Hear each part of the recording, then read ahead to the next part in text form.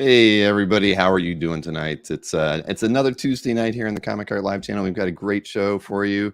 The Hake's Auctions has their 237th auction ending for some of at least the original comic art, I believe, next Wednesday. So I've got the team here. We're going to go over a preview of some of the original comic art items that they've got lined up for you for that evening. So let me bring the entire, well, probably not the entire team, but the team that matters.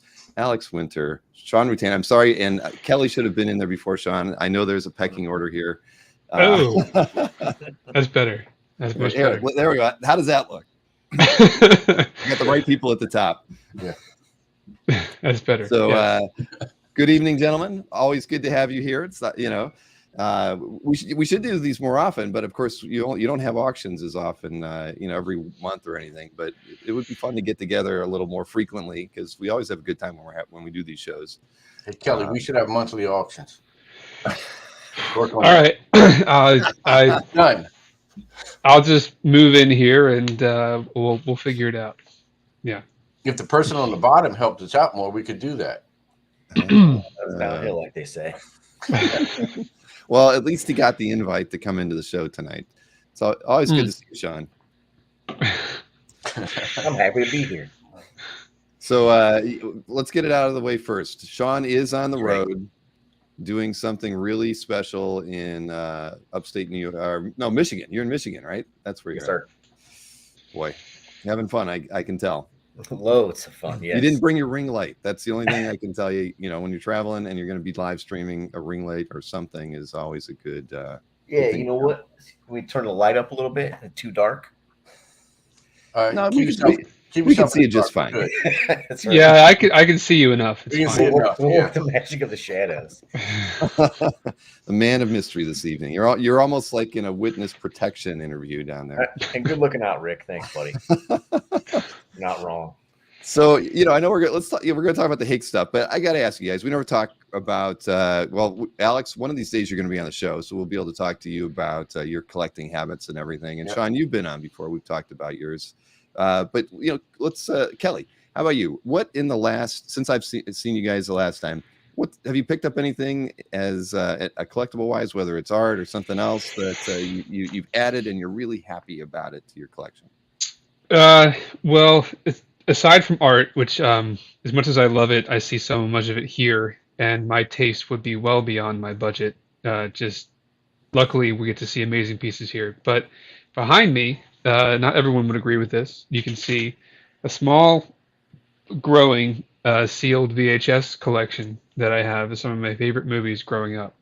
I grew up watching VHS. One of those kids didn't have cable, so never watched Nickelodeon. But we watched a bunch of movies on VHS, so I grabbed them off the wall. And now this is a newer collecting craze that I didn't think I was going to jump on the bandwagon, and I have.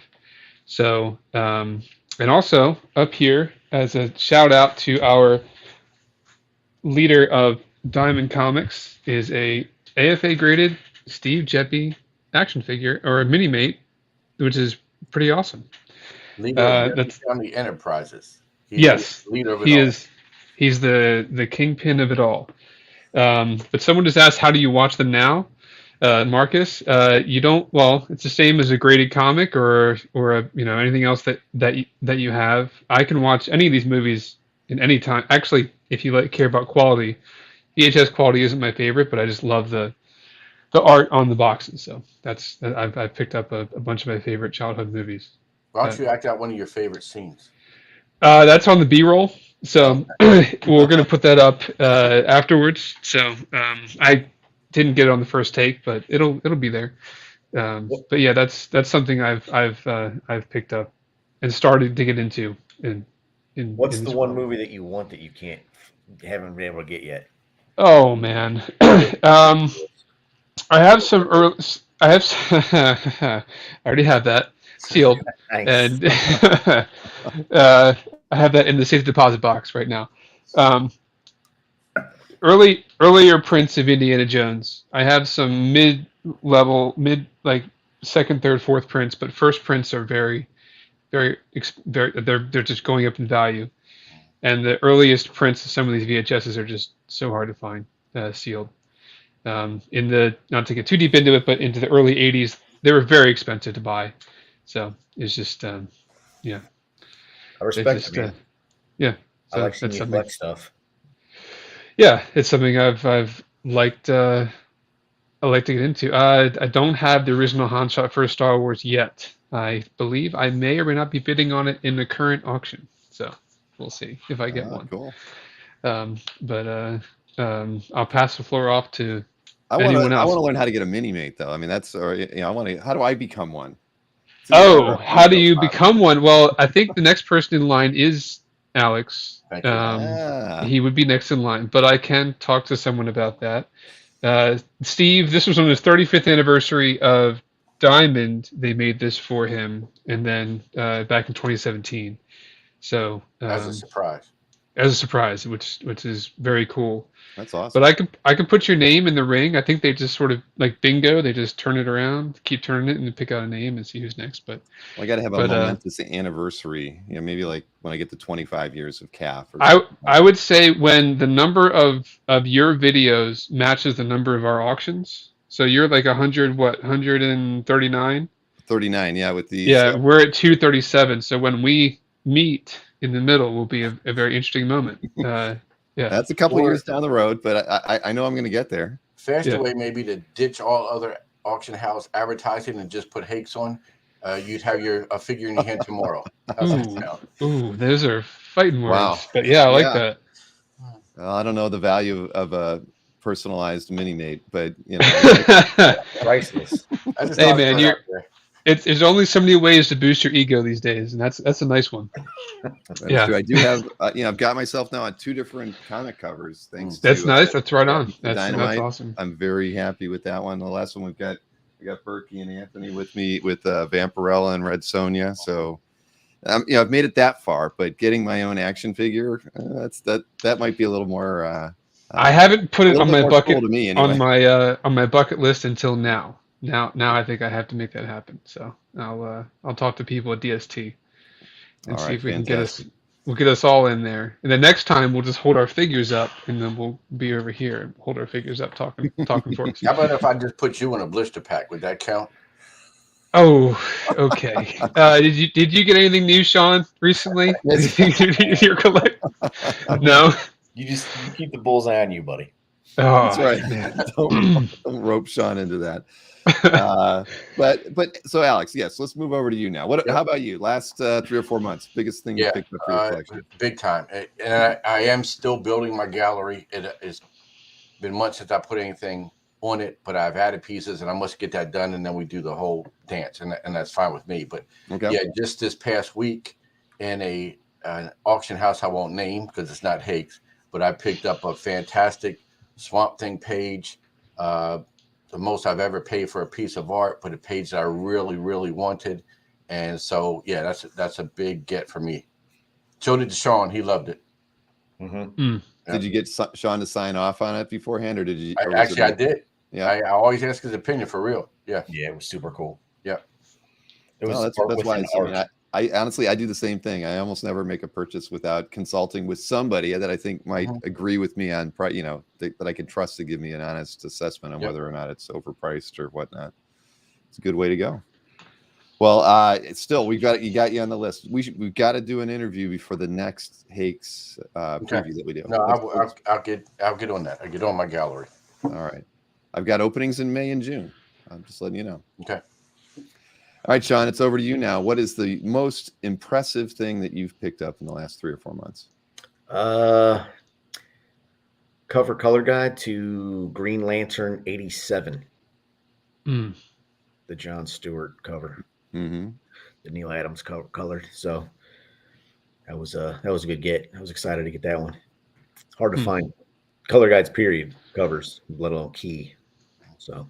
Yeah, what kind of condition was it in? I've seen them where they're a little beaten. Where the paper's kind of rough and what, a little dog-eared a bit. But I've seen other ones where they're still almost brand new.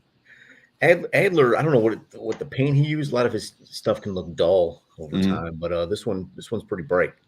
I don't know if it's because Adams did it, not Adler. I don't know that they were using different paint or whatever it was, but the face is kind of dark Like you can't see detail; it washes out. Whereas the printed comic, it shows more of the detail on the face, and I can't tell if it was like that always or if it's something that time kind of washed out. But otherwise, it's great. Pops. It looks real good. And like whether or not I, like it or dislike it, it's the only one that exists. So I got to take what I can get with it. So Exactly. that's the blessing and curse of original art. It's what you have. So Did you put it in your calf? no, I was gonna say I don't remember seeing it. no. Well, you should show it off. Well, eventually, if we ever do the Color God show, I'll unleash some of my good ones. That is true. We did talk about that. I'm sorry. I have had such a busy 3 months, but we really do need to do that. Yeah, it's all okay. good, I'm going to put a Post-it note right on the monitor so I do not forget that we've got to get a color guide show going. And I know we've got some color guides we're going to look at today too. Yes, sir. All right.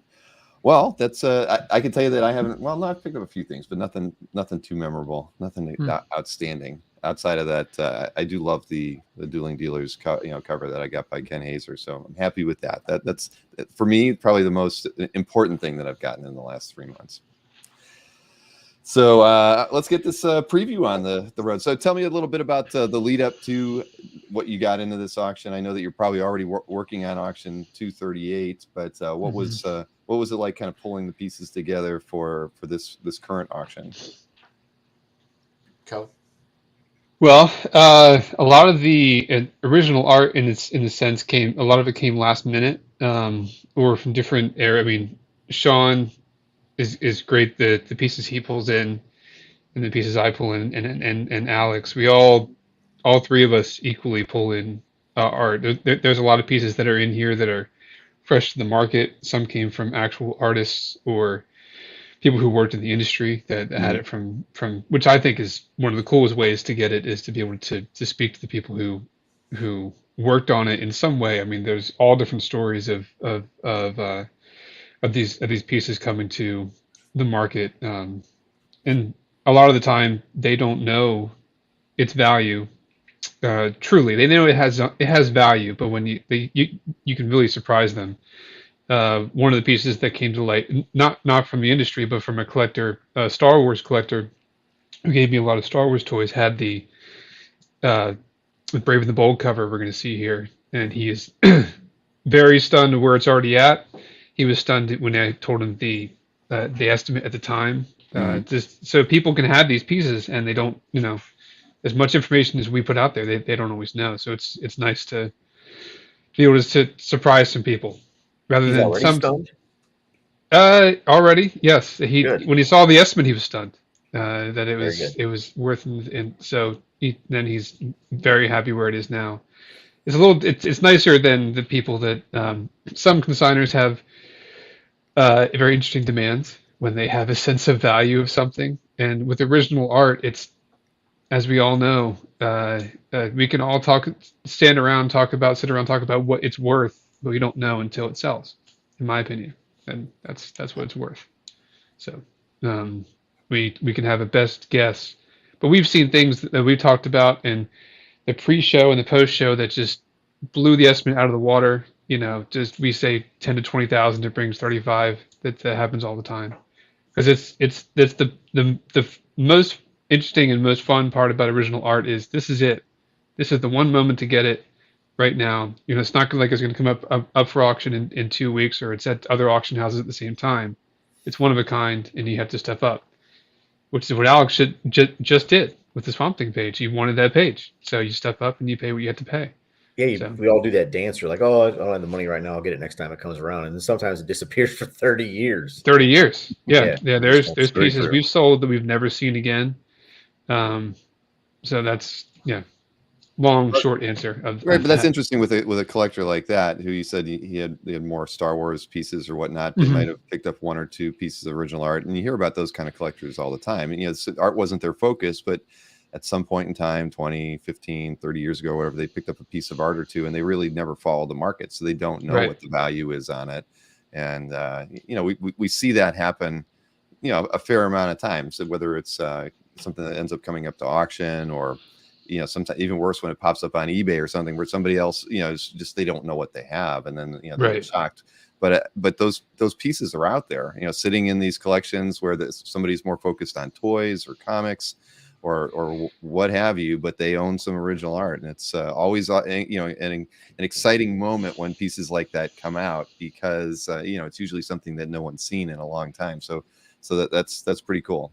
There's a piece there's a piece I'm working on right now that the owner told me about 9 years ago. That I have this piece in my basement, I can't find it. It's an amazing piece. Showstopper that will be at San Diego Comic-Con in our booth. Yes, it is an amazing piece, and I've been bugging him about every year. I was like, do you have? He's like, I'm too busy, I can't find it. So in my mind, I'm like, either you never had it, or it's the mice found it, or who knows what horror story. But you can only do so much. Right. A month ago, I think he finally reached out to me. He's like, I finally found it. I got a picture of it. It's fantastic.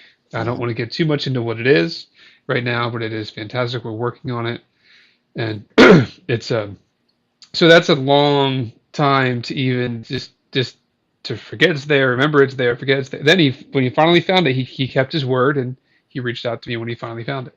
And it's better than we expected. Many times people save this, they have X item, and they don't remember. And when they find it, it turns out to be a photocopy or photostat, or it's not. Well, right. Or they think it's this artist, and they're like, well, I think it's this artist, and he was the inker, or he was the artist who had it, and it actually ended up being some other artist in the story or in the book, and it's like it's worth a tenth of what it would be if it's not this particular artist who recently passed away.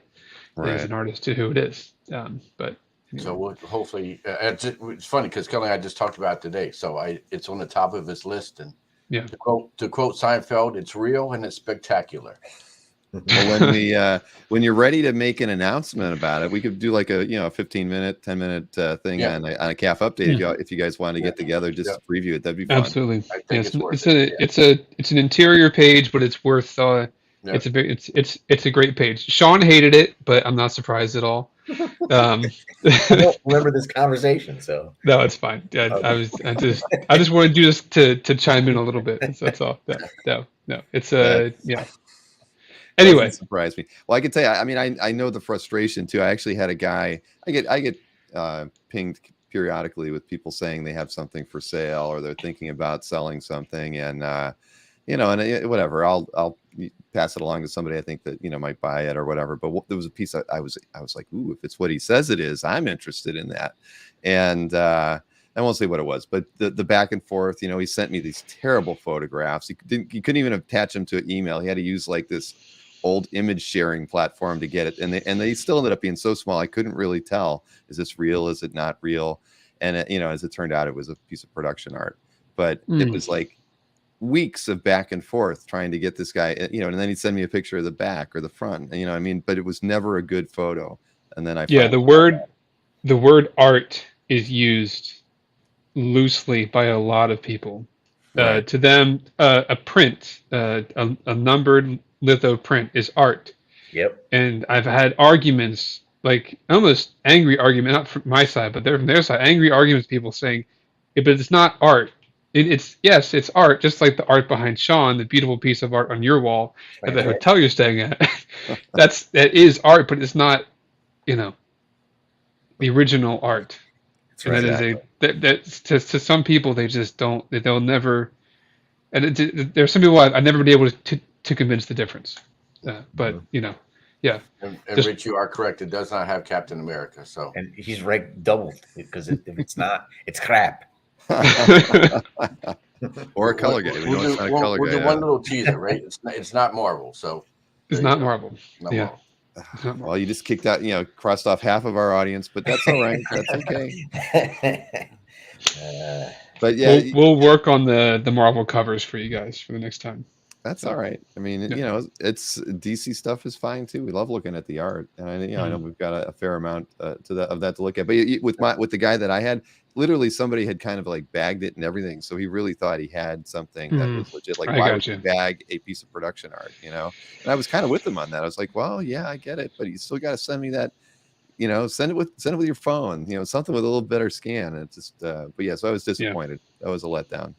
Yep. It was a John Byrne X-Men page. I'll say. Mm. So even though I was thinking I was going to have to spend a lot of money, I was like, wow, this is great. I've never seen this. I'm also long-term working on a John Byrne X-Men page, Yeah. an incredible X-Men page, but it's currently not for sale, and is incredible. But that's a totally Let's separate not have thing. it take 9 years this time, Kelly. Okay. All right. He's working on it. I'm you know that. Anyway, yes, sir. In Yes, the sir. length of time that it takes you to get these into house, you could probably get one of those mini mates made. That would be like the 10th anniversary of Kelly going after that John Byrne X-Men page. He's finally succeeded. Yeah, I feel So he like gets his own mini I mate. feel like every time we get on the show now, you're going to say, "Did you get the burn?" I'm like, Right. no. Well, I will. I'm going to remember that from now on. Yeah. Yeah. All right. Well, let's start this preview. So let's see. Let me get a screen shared here, and because I think we mentioned this piece to get started. That was the Brave and the Bold cover to issue 179. Pull that. There we go. I'm trying to resize this a little bit better so I can get a. Well, I guess it's as big as I'm going to get it. All right, we'll go with that. You can, if you want, there's a little expansion clicker thing right above the image next to the X. It will make it bigger. Oh, that's right. Yeah. There we go. You can Thank then you. scroll down, and you can do that way if you want to zoom in. So this is that one cover that's fresh to the market that just came in, and I'll actually, Alex, the interest in the world for Legion of Superheroes, where does that rank in your opinion? Surprisingly high. There's it's not really even a cult following. I mean, there's a big fan base for that team. So to have a jam-packed cover with many members along with Batman and action, Batman. I mean, this is a really nice cover. Mm-hmm. I particularly like that it has the Superman logo on the bottom as well. I think that adds a nice little touch, and that's it's a great cover. It's the great artist team, and just great cover. Yeah, well, the Legion of Superheroes is always going to have a lot of fans in the art collecting hobby, and that's several collectors' sole focus, right? So that's what I was saying. Like in the outside world, that's not a name that people that just casually know comic characters or watch the movies know, but tried and true comic fans and DC fans, it's up there. Yeah, it's aggressive. I agree. There's not enough to go around. So was I correct in stating that does all the original art end next Wednesday evening? Correct. Yeah, the auction ends next Tuesday and Wednesday. The first half is historical, sports, advertising. The second half is all comic books and action figures and toys, video cassettes, all the entertainment, character kind of stuff. Yeah. Both days start ending at 9 o'clock. That's what I was just going to ask you. What hour? 9 Eastern with a 20-minute clock on every item. Very nice. That's right. That's what leads to your long nights in the office. Yeah. Worth it though. For the consignor. Yeah. Yeah. Well, this is nice. I mean, clearly, if they're already happy with where things are going on it, I mean, they're definitely going to be thrilled where it's going to end up. Yeah, I mean, they're with it's already within estimate, and we all know this stuff happens at the very end. The last hour is extremely exciting. From an analytics side, it's fun to watch the numbers just soar. The people who are on the site. It's for as much bidding as done, for the 3 weeks that we're online, it really is, just a massive group of people that come and show up not only on the last day, but in the last hour and start their bidding. So we just, like Kelly said, just never know where anything is going to end up, and all the action leading up to it is great, but it really is those closing hours. Yeah, the weeks prior planning and the night, we still live in sniper culture when it comes to auctions. It's just part of collector mentality since eBay came about 25 years ago. I mean, you've kind of put the kibosh on that with the 20-minute rule, but still people just you're right, exactly. They're going to wait till the end. Yeah, and they're leaving because every item, once it gets a bid, reopens for 20 minutes, right? Each item. Exactly. And there'll be people to wait 19 minutes and bid, and then the next person wait 19 minutes and bid, trying to outlast the other, and it doesn't happen. I mean, bidders are sharp. Bidders know what is going on, and they're watching the items, and so for many reasons, it's better to bid early and often and have those items in rather than drag things on. But as long as the bids come in, we'll accept them anyway. Sure. Yep. All right. So now let's see. We got this Ross Andrew cover here. Let me expand it. So Action 518. So this is one of 4, and I think I have them set up in a row. 4 Superman related covers, all from the same consigner, the person that we've had the Great Swan pages and other covers and things the last few auctions. But the 4 covers we have this time, each in their own way, is quite special. This is just a very different action cover than the rest of the run. I mean, it features Superman and the little stat, but the little sidebar with Aquaman. But just the action scene you see of Superman is quite different. Oh yeah, the Action Comics, it looks, everything's original on it. No reproduced logos or whatnot. It doesn't. No. It's great. A little bit of whiteout, so a little bit of fading in some of the inks on there, but that doesn't really take away from anything on this piece. No, and that's sort of the way that part was drawn. Yep. I don't know if a different ink or what, but it's a bit muted, but it's still there. And fortunately, Superman is bold. Well, very, very nice. Yeah, Dick Giordano was a great inker. So this is a great piece. And nice to get a group of covers in. Yeah. Like you mentioned. I think the same person landed all 4 of these that we're going to talk about. Is that right, Kelly? It is the same person who is not me landed all 4 of these. Yes. Also not Mr. Rutan either. Yes. Wow. Someone else. We're missing an all-star in the group tonight. Then is what you're saying? No, he's here. Mr. Oh, I see. Okay. Oh no, he's here. He's here. I didn't realize. Alex, you don't hang out enough for me to kind of catch your humor. Yeah. No. Yeah. The mini mate not needed for ego enlargement. No. It's just fine.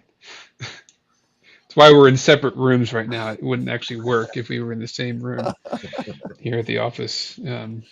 Yeah. Well, you guys just got to work harder, I guess. I don't know. So here's another one, an Oxner cover here. Let's zoom in on that one. This is of the 4. This is my favorite of the 4. Yeah, it's certainly the most, in your face, dynamic Superman image. It's interesting that they altered it a little bit. We show the cover as well, sort of where the text goes was changed a bit. But the image remained the same, and Superman's front and center. So if you want a display piece cover featuring Superman, this is what you get. Yeah, get it on your wall. It's made. It's ready for that. It's not a portfolio piece. This is a wall piece, I think. Yeah. Yeah. So if you had this, Sean, would you make the stat to cover that little? I personally would leave it the way I would leave it the way it is. I would leave it alone. Yeah. I think it's great to show that sort of pre, the earlier version. I think that's great.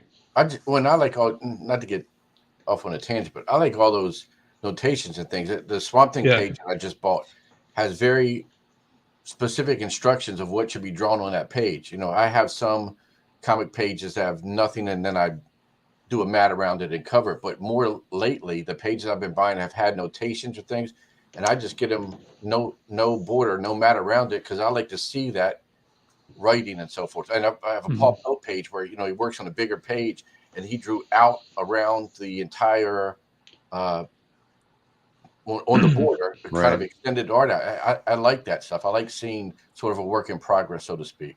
Yeah, the same thing happened with those Presetta paintings that we sold. They were framed when they got here, and if we would not have removed them from the frame, we would not have seen Presetta's own sketches on the margin and on the back. Yeah. So you really got to look at your art if it's going to go for sale. You never know what's hiding on the side or even the back. Yeah, especially on the back. I mean, how many pieces have you had to where someone's tried to work out different characters of the cover or anything on the back? So yeah. And it could be a character that was done a year later on a piece of board they found that was just they just turned it upside down. So it may be maybe for that piece or maybe for something else. Yeah. That's a great comment there. Yeah.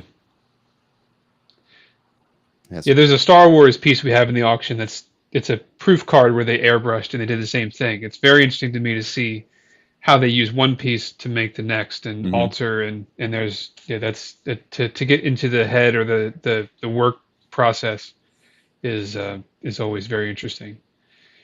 And also to see what they how nice or how not nice they tell the artist what to do. It's always very interesting in some of the editorials, like, draw like they don't pay attention to the notes. Sometimes. Right. And they still got away with it. Still, they just went with it. So, yeah. Yeah, and I would leave it the way it is too, without putting an extra stat or even an overlay with the right words. Yeah, It's always fun to see it like that. Yep. And over here, Gary Frank Action Comics cover. Love Gary's stuff. A little more modern. Yeah, but this is killer. I mean, the detail is yeah. First of all, it blows the printed cover away because there the title covers up some of the great detail of these jars. I mean, it's just an amazing piece. Super big and bold in person. I mean, great as it looks here, it's even better. You don't see much of his cover art, even though he did a ton of covers. So this is a real special piece. Yeah. Yeah, I love it. His attention to detail. I mean, he's a guy whose work I really, really admire. Yeah, this is a really good piece. So the same collector had this. So he had the vintage pieces and a modern one as well. He sort of runs the gamut, mostly focused on Superman, but there's no set era or artist or anything. It's across the board. Yeah. No, that's a good one. What year is that? 08. Yeah, 2008. Yeah, great cover. 15 years already. We call it modern. 15 years. Yeah, right. Yeah, you're right. That's very true. Hard to imagine, right? So that's awesome. That really is.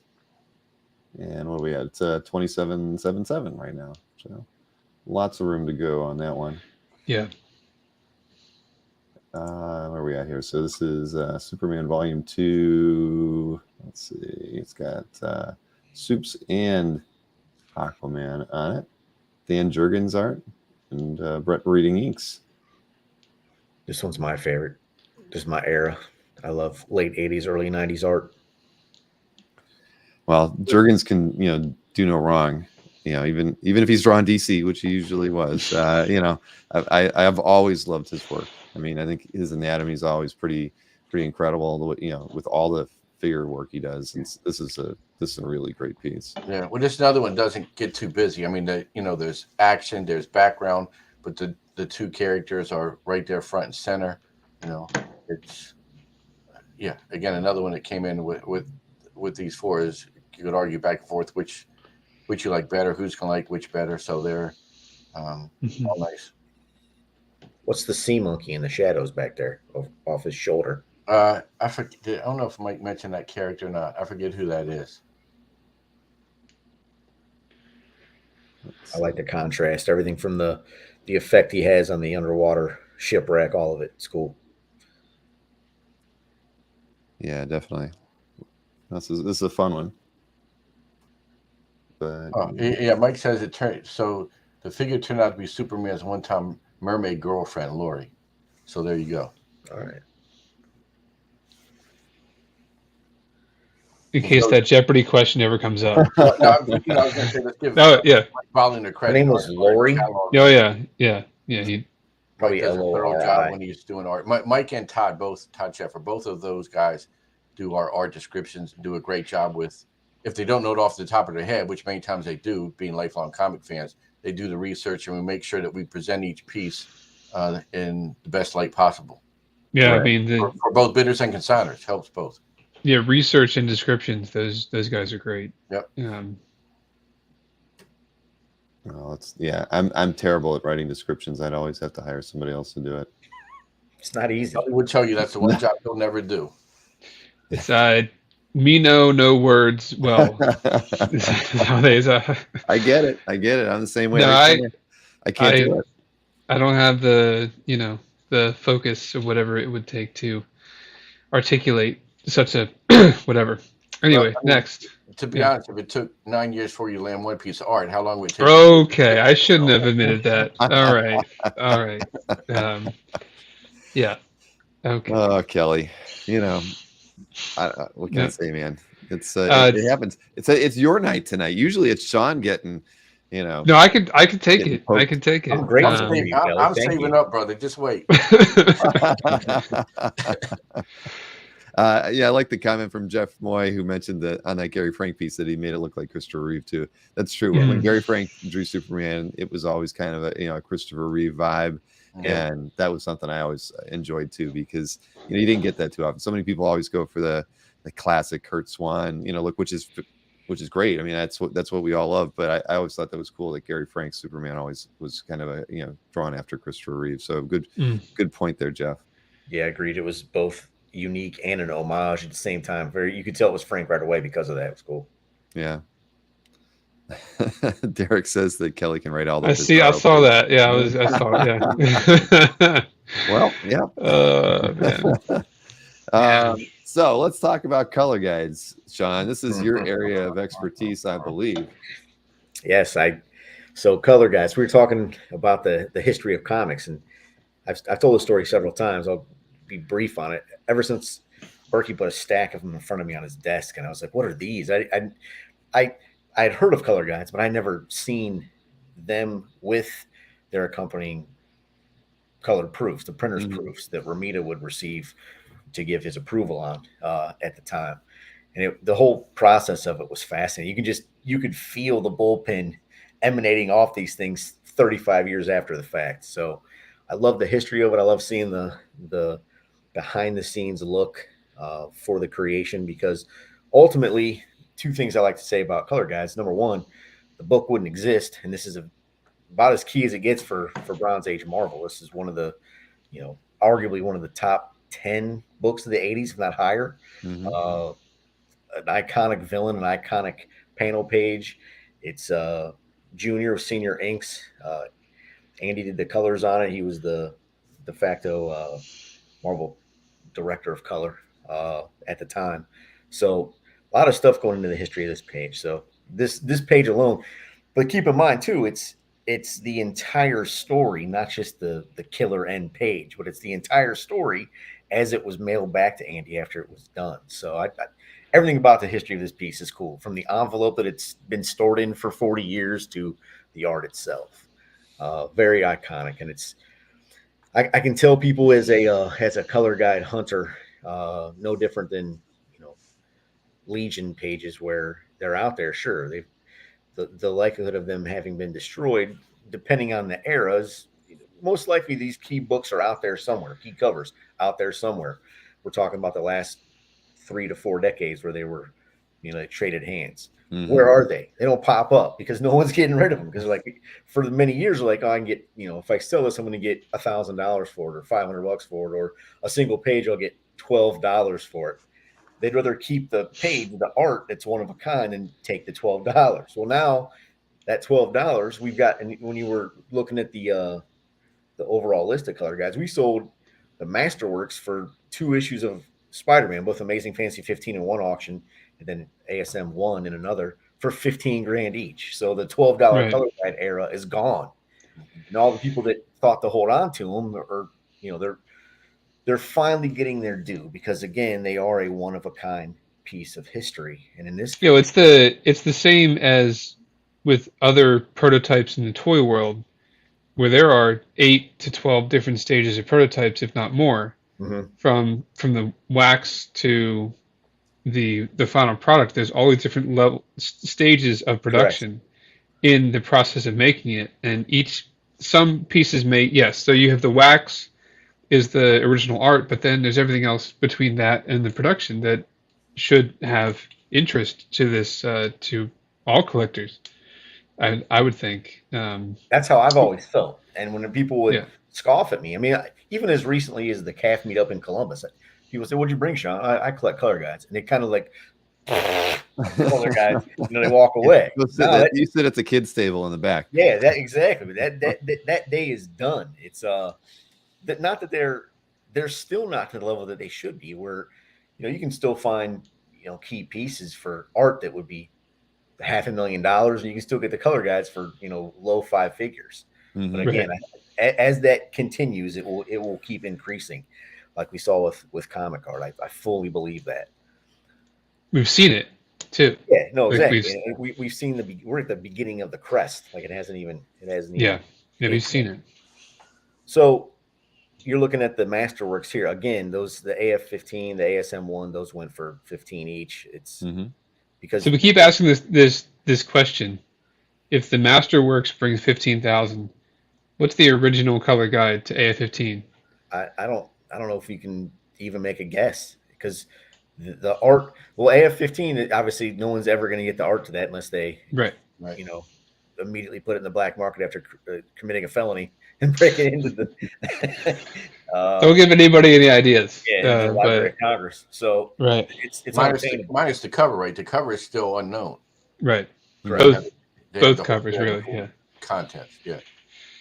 So, but I mean, easily add a 0 to the end of it. Easily, I would think. And then who knows where we go from there to that 15,000. I mean, in my opinion, you're talking about the creation of Spider-Man. So yeah, it's the original art to that book. And again, it's the first time this book would appear as it would be forever at that point in time. The first time with color. So it's the kind of first time it would look forever. Yeah, my favorite part of that was being able to see the alternate cover came with it in that color guide. That was very cool. To dive into that. Miller, Daredevil. Good luck finding Miller Daredevil art nowadays.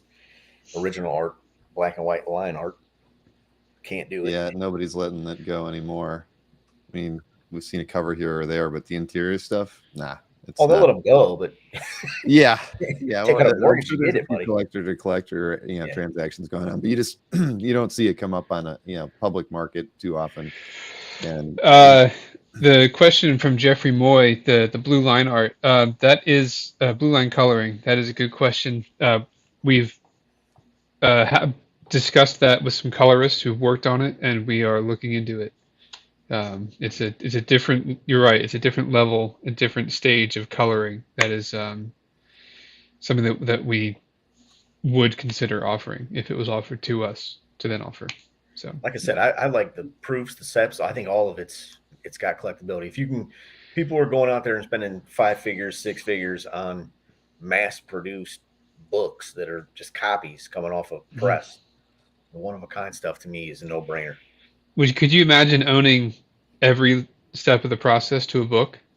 Like, say you started at the ultimate. That'd be the coolest thing ever. That would be I have the whole thing, but obviously they're different books. But finding scripts very difficult. Like the whole thing is tough. Finding the mechanical, everything would be very involved down to the blue line final color, rough, if not impossible. Yeah, I mean, you're talking all the original art to the that's the beginning to the very end is a lot, but it'd be worth the journey for sure. Give you a whole thing to look for. The majority of that was thrown away. So. Correct. And it wasn't to the same person either. It was spread out to different people. Right. I love this book. I love the whimsy. You got Angry Hulk right next to the. Yeah. It's like a day in the park right there. Sometimes you just got to have a good time and just skip around. She's the sound of music she's listening to. This one was high on my list. I ended up going after the because I like Daredevil, Colossus, Constrictor, and Bullseye. So I went with that book, and I'm probably not gonna be able to get this one because of it. So someone's gonna end up with a great piece. That's not just the cover; it's the whole book, or most of the interior pages. Which one was that? Is that the handbooks? All the handbooks. Andy kept them together, that's also tough to find the covers with the interiors because they would go different places quite often. So I see an X-Men here. I didn't see this earlier, so Yeah, this is not the whole book. It's just the cover and one, then the title splash. Iconic nonetheless. Yeah, Yeah. I mean, we know the Early collector who iconic has Cochran. the original art to this. It'd be great if they actually, picked up this as well. I mean, it would be a Yeah, good put thing it to with have it. with That'd them. be fantastic. Yep. Yeah, Yeah. no, that's awesome. I love this. This piece. The original art won the best DPS collected in 2022 on CAF. So, Hmm. yeah, I would not argue with that victory. nope, not at all. It was very. I mean, it's one of the most iconic images from X-Men out there. So yeah, I've always loved it. Probably my Yeah. favorite book. Yeah, as well. 107. Cool. Was there any other the color guides you wanted me to highlight? No, Or I did think you cover some of the highlights. No, Okay. you hit 'em. That's But there's like, I don't know, 40 lots altogether, so there's plenty to choose from. yeah. The main one obviously is the ASM 238. Key Right. books just don't hit, and you got the complete story. That's something else. But Yeah, there's ASM 4, 5, and 6 there too. So those yeah, are and nice. again, Yeah. you're talking about the books just before them for 15K. So Mm-hmm. we're talking about first run Right. Masterworks. You can't get the Ditko original. So, and I know Ditko did the color guides to like Shade and stuff like that. So I don't know if he was doing the color guides for ASM or not. I've never read that, so I'm curious if he did. But that will make the originals even more unobtainable. Yes, we do have Micronauts. I would say Andrew Allen just mentioned that you guys have Micronauts color guide, so I wanted to see that myself. Yeah, there And we go. up- Look at that. we got Shogun Warriors #1 too. Yeah. Yeah. Whatever Andy had left, that some of it didn't come back to him, but he had most of the complete book to Shogun #1. Yeah, these are awesome. Sweet.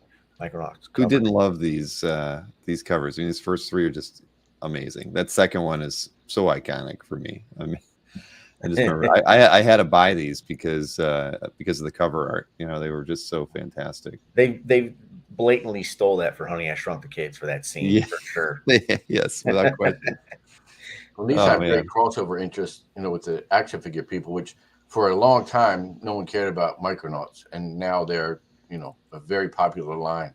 So this Yeah. and the Shogun Warrior both have crossover. That is true. Marcus Michael Golden stuff. Yeah, I love that one. But Andrew Allen is a big Micronauts collector, so he probably has a few color guides in his collection. But yeah, these are sweet. And I forgot this was here. This is killer. I got one more thing to add to my want list. Now, on something like this, why put them, 1, 2, and 3? Why not separate them? I'm just curious. For that, it may have been the. I mean, It's that volume was thing. your. There's so many Yeah. color guides coming out of Andy's collection. Yeah, They don't. There's an element of closure too, and the family doesn't want to be sure. reliving that No, I get all the time too. So But yeah, you could do a direct mailing just of your color guides in this auction. There's plenty of things. There's to a choose lot. from. Yeah. All right. Well, let's see. After that, we go over to some of the Superman art. I know that you've got here. Is this kind of the same collectors sort of stuff? Yeah, same. More the Kurt Swan. Yep, we covered the last couple of times. I think a couple are more pages from the same issues we had, and then some are from new issues we haven't.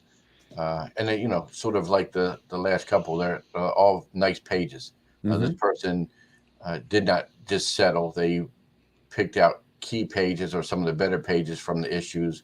Most of them have content, as you see here, which is pretty loaded. that is still Luthor's best costume, by the way. The challenge of the Super Friends best. So, hey, Knights of Old wants to know if you've got any manga art coming to Hakes anytime soon. No, Nothing Not in the many people pipeline do. right now. no. But yeah. But if anybody out there has it, contact Sean or Kelly. That's right. They are. It's pretty rare to find any. I mean, it's Knights of Old knows too, but that is always going to be the challenge. But yeah, I always like this Luthor costume as well. I mean, it was definitely fun. It's a nice page. Let's see. Take a look at a couple of the other ones in here. This one's the priciest one so far. Yeah, that's cool. I love Kurt Swan. I mean, Yeah. he just does. I mean, all this is fantastic. Nobody drew Superman quite the same. And what do we got? We have like 6 of these in here. So yeah, but these always do well for you guys, and I'm sure the consignor's always happy. That's why they keep coming back. Correct. And then what we got here? An Adventure Comics 396 page by Schaffenberger. Let's switch over there. Some great panels there. Nothing like terror at the amusement park. Yeah, that's good. How's that like? What was going on with that panel? You guys have a chance to look at it up close? Is that It's like glue staining glue for some reason on that panel? Yeah. Look, that's the original art right there. There's nothing Yeah. on top of it. So they probably moved it or something, right? Maybe they statted it and slid it through or Yeah, something that weird. that feels like there's a stat over it at one point. Yeah, in time, it was a paste in and glued down. Well, always can be cleaned up. I've got a piece at a restorer right now that I'm supposed to get back this week. I can't wait to see it because they were cleaning a little bit of staining that was on it, fixing some ripples in the paper, and but yeah, stuff like that can definitely be cleaned up by a restorer. It's a great page. Neutralizing it for posterity is the important thing. When I with that particular one, the restorer actually told me that there was mold on the art too. That I didn't see. They're like, yeah, there's some black mold on this thing. So I'm gonna. They're like, is it okay if I clean it? And I said, well, does it add any more to the price? Because I was already paying a lot. She's like, oh no, I mean I'm in there, so I'll just clean it and fix it. I'm like, because she wants it to be perfect when she gives it back to me, and I thought that was cool. She actually pointed a few other problems that the thing had that we didn't discuss when they looked at it. So yeah, you'll have to share before and afters on your calf for sure. Yeah, exactly. She's supposed to, when she drops it off, I asked her I could do like a 20-minute video interview with her too, so she could kind of go over what she did, and she documented everything. She took photographs of befores and afters, and had me sign an 8-page contract before she would even touch it. Wow, so nice. Yeah, so she was the real deal. But this piece here is really quite unique. I feel this thing is, it's not something that I feel like I don't know, from a period that I haven't seen much art from, but this is a beautiful painting. Yeah, I mean, any of the Batman Topps card art is sought after. This particular lot is very unique. First of all, you have a card with 3 major characters on it. Doesn't always happen in any of the various sets that they did in 66, 67. But it also comes with the black and white art for the Spanish version of the card. So it's, again, a unique lot. And it's by Norman Saunders, who's famous for not only doing Topps Batman card art, but Mars Attacks. So big name, major characters, one-of-a-kind combination lot from the collection of Chip Kidd, good friend of ours, longtime customer and consigner, so it has pedigree. And, it's a real zinger there. Exactly. It's Attack of the Zing one. We've had a couple of these, right, Alex? We've had a few. Yeah. Mm-hmm. Yeah. Oh, yeah. And I almost mentioned you get to preliminary art too. I forgot about that. So yeah. Mm-hmm. So preliminary art for the Topps card, painted art for the Topps card, and then the Spanish version. Yeah, we've had within the last 5 years, we've had 3 or 4 other pieces. This I think is the nicest we've offered at the price it's at already. It's higher than any other that we've sold. I think it's headed towards the most any Batman Topps art has brought at auction, and that's all kind of proves my point of how unique this lot is. Yeah, no, I mean it's beautiful. I mean, it doesn't matter that it says it's 3.5 by 4 3/4. Yeah, they worked in a small format, slightly larger than the actual card, but not a big canvas or anything. So yeah. But you have enough pieces there to make a really nice framed up this Absolutely. frame display with the card, the preliminary, and the other art. I think would make a really nice And frame then display. an example of the actual card. So Right. Right. Yeah. Exactly. Yep. Yeah. I Yeah. wonder if he was forced to work with the small size like that, or I think it was his. I think it was his I choice. think I mean, Yeah. it seemed like it'd be his choice. And I think Maybe the margin tax is that small too. That I'm not sure. he just likes working in that medium. Yeah. yeah. For him. I mean, It's it's all the more yeah. impressive how he got the detail. But yeah, bidding's at 5,280 right now. So yeah, that's Yeah. a very and clearly there's a lot of people who are interested in that piece. And Kelly, I have to thank you for subscribing to the channel. I saw that pop up in our chat. Yeah. I was. Or maybe I'm I'm watching. that you didn't subscribe a few years ago, but because I bet you, I bet you. I Sean believe I'm always logged in on the Hake's Google account, and I subscribed with that in the past, and I just changed the account to see it. I should be thanking you twice then, because you've added 2 subscribers to the channel. Yes, You and the Hakes one. and the All Hake's account. But we do not to answer the question there. We have had G.I. Joe box art in the past, I believe. We've had G.I. Joe card back art. Yep. Box art specifically, I cannot recall at the moment. I know we've had card back art. I think and some concept art. Yes, we don't have at least one piece of box art from the Watt collection. We don't have any G.I. Joe now, but we're about to see some Transformers production art coming up here soon. But G.I. Joe, not at the moment. Not this auction. Not this auction. We have had it, and we will have more, I'm sure. We welcome any original action figure art, because again, we've got the great crossover of action figure collectors and art collectors. So yes, we love production toy art. Period. As much as we love comic book art, that stuff. I mean, gets our staff and our collectors, but everyone here just gets really giddy because then we can see like a massive version of a toy we grew up with. Is very Sean especially loves the Star Wars toy art that we get. Yes, he does. Yes, that was well. I mean, he knows it was and Sean. That was all photo art for all the card backs. If you want to get it, how deep you want to get into this, because they used photographs and they airbrushed them to make from the movie to make them work for the card art. So that's called photo art for that. Except for droids and Ewoks, right? That is correct. That was the production art is mixed media for those, but it is more of a drawn, colorized. That's Sean really gravitates towards the Ewoks art. He does. Actually, I probably do more so than the pictures. I don't seeing kids with bowl cuts in a still photo.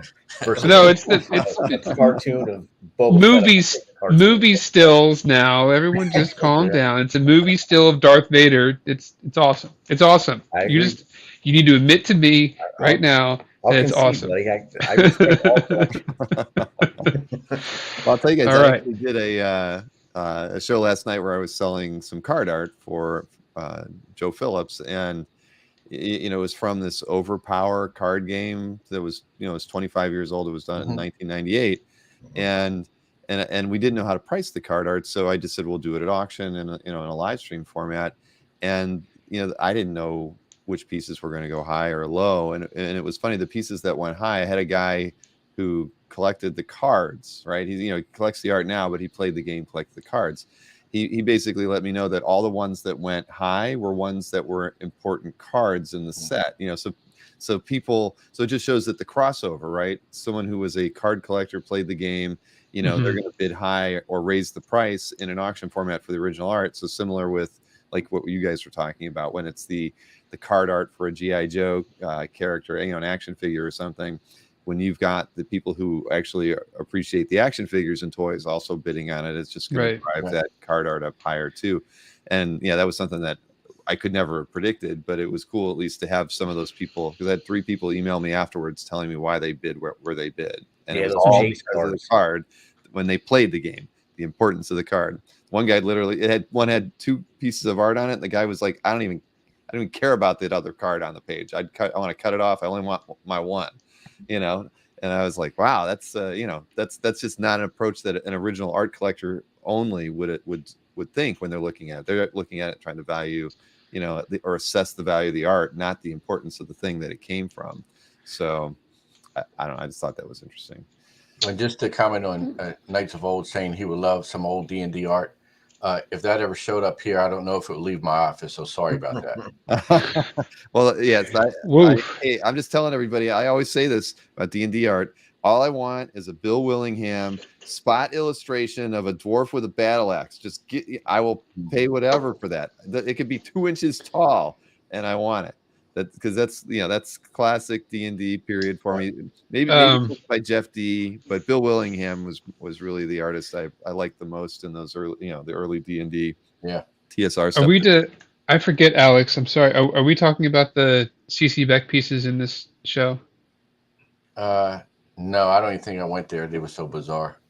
We can mention if we find time, we'll We're only an hour into the show. We've definitely because I don't have a when there's some stuff coming up, we don't have to wax poetic on there. We can just sort of say, here it is. Great page. Just a great Black Panther page. Yeah, and this is Bob Brown, right? Help me out, Alex. This one came through my hands so fast I don't remember. But yes. It's a great page. And this is from Avengers 126. Mm-hmm. Got a lot of Black Panther on it. It's great. I mean, anything from this era, is right up. If you're, right up many collectors, sweet spot. I'd say. I mean, Avengers 126. This is good, and the images of Black Panther are great. Yeah, Bob Brown was a prolific penciler, as we all know. I mean, he did a lot of work, and let's see, Cockrum ink it. That's what I want to see. Ink by Cockrum. Okay, I was trying to figure out who the inker was on it. I had no idea. That's nice. That's real nice. So that, to me, that adds to it because I love Dave Cockrum. Oh, for sure. Yeah. Yeah. So yeah, that one's where's the bidding at on that one? So it's still at 672. That's got a lot. It's got a lot of room. Yep. This would not surprise me if this went over estimate, just based on. Oh yeah, I kind of I've seen a lot of stuff sell from this period of Avengers, and everything's definitely in the, you'd say anywhere between 1,800 and 4,000 is like the average range for pages from this period. It only has Black Panther on it, but they're all great classic. If you're gonna have just one character, that's one character that's great to have. Yep, definitely. Yeah. Let's see here. So what do we got? Marvel Fanfare, 53 page, John Buscema, and you got Black Knight all over it, as I recall. Yeah. It's sort of like the Black Panther again. If you're a fan of this character, this page has everything you want. Mm-hmm. I had to do a double take on this. It looks 20 years older than it actually is. Right. Yeah. Similar to like a Prince Valiant Sunday from the 1980s that looks like much older than it really is. Yeah, well, it's nice. Anytime you get John Buscema doing horses, you've got a nice page. It was just amazing, and this is a great piece to have in the auction. Mm-hmm. Again, it's nice to have. We like to keep the value of the art at a certain level, but this is a more affordable page compared to most of what we've been talking about. It's nice to have that as well. Nice page. Or maybe not more affordable. It depends on where it ends up. Exactly. Mars Ends inks on this one. Yeah, it's nice. Yeah, that's a really good. Just to piggyback off of Kelly, we in all areas of the catalog, we have things in all price ranges for collectors of all budgets, and then also we have our online auctions. All of those items start at $9.99. Most of that stuff is $100 to $400. So we try to cover all the bases and understand that certain collectors can afford certain things. So you have to start somewhere. Exactly. If you're getting into collecting, we don't want large high price tags to scare people off. Now we do need items of that value. I mean, we're an auction house, we're a business, and we need to operate. So a good mix is there for everyone. We want to encourage collecting is Absolutely. and collect what you love. And love what you collect. That is it. Words to That live is- by. Speaking of Yeah. loving, For real. Yeah. Oh, that's right. This one we had to pull from the auction. Someone really likes this. There was a time. I don't know if any of you here knew Alex at a time when he had a beard quite similar to what we're seeing here. Did anyone ever see? I wish I had a photo to screen share. I do not. I'll You could have cosplayed as on my Facebook Odin, Alex. I'm sorry, what was You that? could have cosplayed as Odin. I could have happened. I do not- Absolutely. I do not joke about my Viking heritage. I take it No, very he does not. seriously. I had a red beard for a reason. Yes. Sometimes people may say I'm a Viking here at work. That's just how it is. Sometimes more than not. And I don't- Kelly was what- my sword maiden. Yeah. This is a very nice piece here. No, but seriously, this is killer Kirby. Yes. Yeah, it's a great oversized Kirby sketch. Just fantastic. Yeah. The Yeah. detail. No, this one stood out for me too. I love Kirby. I love Kirby Thor, and I getting an Odin piece. I'd be happy with an Odin piece too. So this is nice. I Yeah. mean, really. What was the size on this? Because I didn't actually read the It's pretty description. matte. I thought it was pretty matte. Yeah, it's 9 by 11.5. It's a nice Yep. size, nice size nice size piece. No, I like this one. What does the audience think for era this was created? Phew, Needs are you more asking me or do you want to see comments? Based on what came from the consigner, I think 70s. Am I off I was on gonna. that? I'm guessing 72-ish. I was thinking like 78. I don't know why that came like late 70s, but yeah, I would defer to you, Sean, for that. So, Yeah, it's cool. I love it. oh, someone says 60s. It could be 60s. It could be. Yeah, I can Yeah. see that. It could be before he left. It is great though. I mean, I do. I do have a Kirby Thor page, so at least I've got that in my back pocket. But I have always wanted to get a piece. This like is already at 1100, so someone might have to sell a recently acquired Swamp Thing page if they want to, if they're thinking about getting this one. Or take something out of someone else's paycheck. Oh, that's fine. Okay. What's the next item we have here going on no. there? All right, let's see what we got here. But I like this page too. I mean, or this piece too, because I mean, Yeah. who doesn't love Kirby? And that's awesome. Yeah. Let's see what do we got. GI Combat Haunted Tank, an 11-page complete story. The Yeah, great Red story. Road to Rome. Dang. Yeah, these are really nice. Yeah. Let's see here. Want to go back? Glansman. That's what I want to double check because it's from 78. Mm-hmm. Again, looks 20 years older than it is. The Right. detail on these. I always think of these for some reason. I think weirdly I picture some kids finding it in a time capsule like 60 years from now, and just being blown away by the art and the content of it, the violence.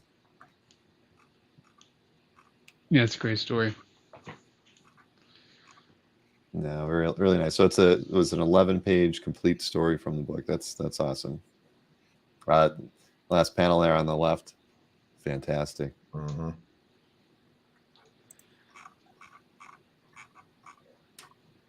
Well, somebody's going to be happy with that one, and it's only at 750 so far.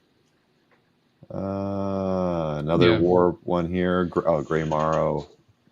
Let's take a look at that one. So this is kind of an oversized page, almost 14 by 18 or 19 almost. Yeah, we tend to feature Morrow's work every so often on the CAF update, because I'm a huge fan of his stuff. work. Yeah. Extremely recognizable immediately. Mm-hmm.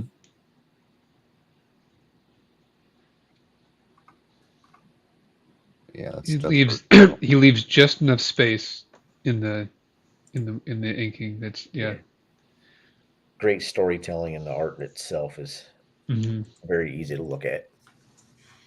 Agreed on that one. Yeah, nice page. Let's see. Oh, here's something different. A science fiction fantasy cover by Clyde Caldwell. Very Very different. well-known painter. Yeah, Questar cover. It is a silent story in the magazine that explains exactly why these three characters are on the cover. Um, and that is for everyone to find, read, and explain to me, and I'll let you know what they said. It's a really interesting cover. I think it's a great mixture of characters on one piece. Who doesn't want a wizard fighting a robot, I guess, and then just being just hovered over by a Michelangelo type angel. It's such a And it's great big, cover. right? It's a 18 by, what is it? yes, 18 by massive, 19 by massive 24. cover. It's a big piece of art. Yeah, not. I mean, the Questar didn't last very long. It was a sci-fi magazine that was out for a little while, and this is a great cover. Um, Also fresh to the market, so nice. Yeah. Yeah. It's Caldwell did a lot of work for TSR. So this is when was this done? I'm trying to look in the back. It was 78.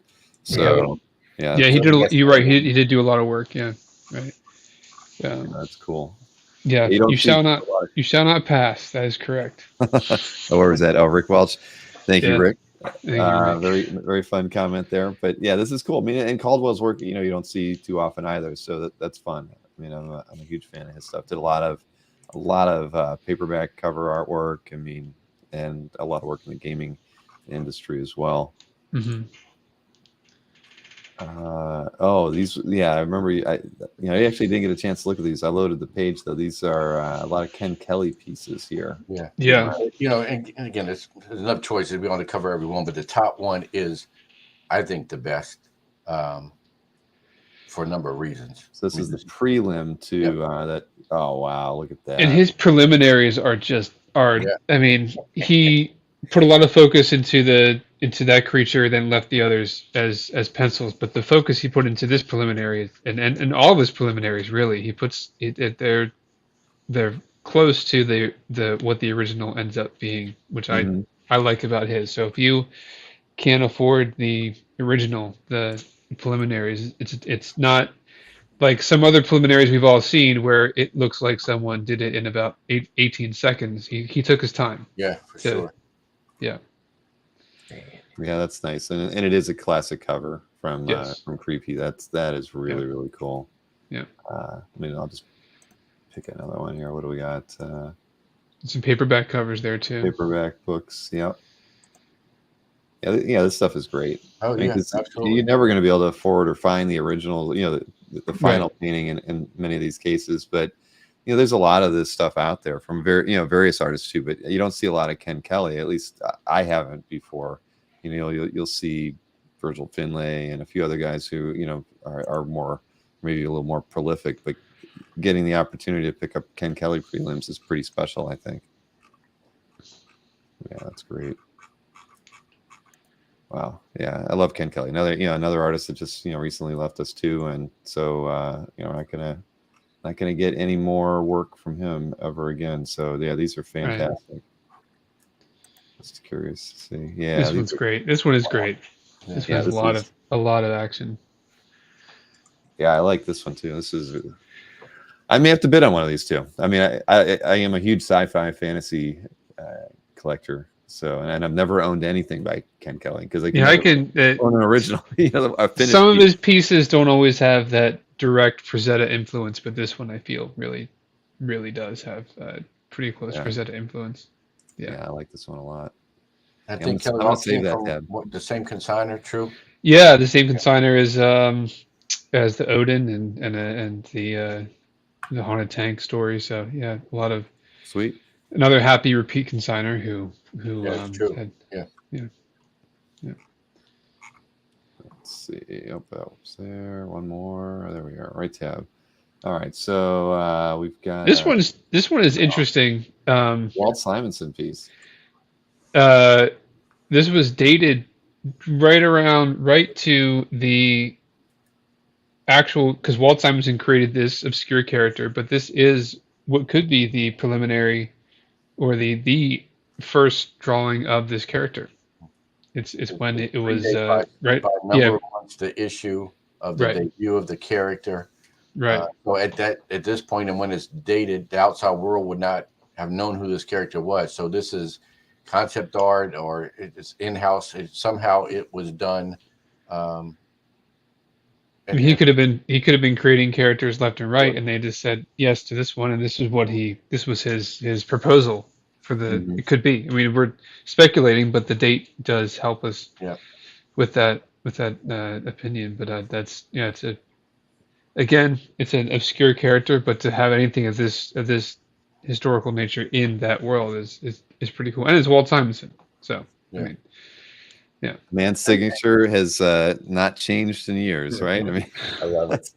that is The awesome. Metal Men is, a little like Legion, and it has a pretty serious following among comic Mhm. fans and collectors. Yeah. There you go. There is where it was used. That's awesome. So yeah, I mean 76. That is a nice piece to get. Mhm. Because a lot of you don't see. Well, there's just not a lot of Simonson artwork on the market, Correct. unless it was Right. inked by somebody else, and the inker share got out there. So being able to get any pieces by Walt is good. So yeah, it would be good for the fan of the Metal Men for sure. I didn't even get up to look at any of these either, but you have got quite a few of them in here. What, about 10? Yes. Yeah. Yeah, 10. Go ahead and swing over to that. So, Yeah, these so are, I've go ahead. a good contact in Spain that sends all types of items, 30s Disney to this comic art to Star Wars toys. But he's been turning up some great SB covers. And for those that don't know, Rafael Lopez Espy, he was prolific in doing covers for Spanish versions of Marvel comics and other comics as well, but primarily Marvel. Sometimes the covers were an exact interpretation. Some were altered a little bit, whether it was color or what have you, and some were totally new creations that he did based on panels inside or what have you. So, but what we have in this auction is probably the nicest round we've ever had, and with some really key issues. First of all, this is killer, and I love the ore. Yeah. The next Very one, diverse. yeah, the next one with the second appearance of Moon Knight. This one is really nice too, historic issue. And again, you'll see. So he took some kind of liberty with the color of the costume. Yeah, I've seen a lot of these, and they're always really, really cool. I mean, SB was very prolific, and he did because he just I don't know. I mean, I've seen probably 100 of these, and they're all really, really nicely done. Are these? And they're like, I forget what the size of these are. Let me see. So it's like 10 by 14. I was going to say 11 by 14. So yeah, on stiff artboard. Yeah, the colors are great. I mean, he really was, sort of gaining some notoriety now, especially with us offering so many and others. But for years, sort of just unknown. He has talent, though. He has a lot of talent. Yeah, no, I mean, and the thing is, I mean, the style kind of fits, fits where they, where they were publishing the books too. I mean, it's just kind of cool.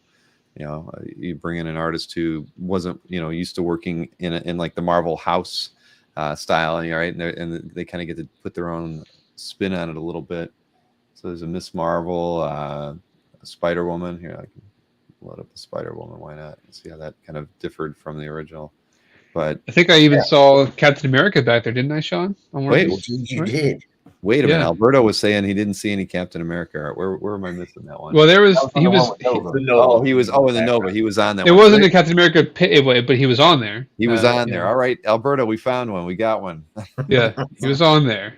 And I don't want this question to get lost. Stanley asked, "Is Hake's going to any cons soon?" Yep. We are. Well, I'll be at Star Wars Celebration in London, England, coming up here in April, early April, and then the next one after that for us is Little. What's the exact? Little Giant is called. Help me out here. Little Giant is April 15th. Thank you. Then after that, the Chicago Toy Show, Kane County Toy Show, is April 23rd in Chicago, near Chicago, Illinois. And then there's possible one in May I'm working on right now. And then after that would be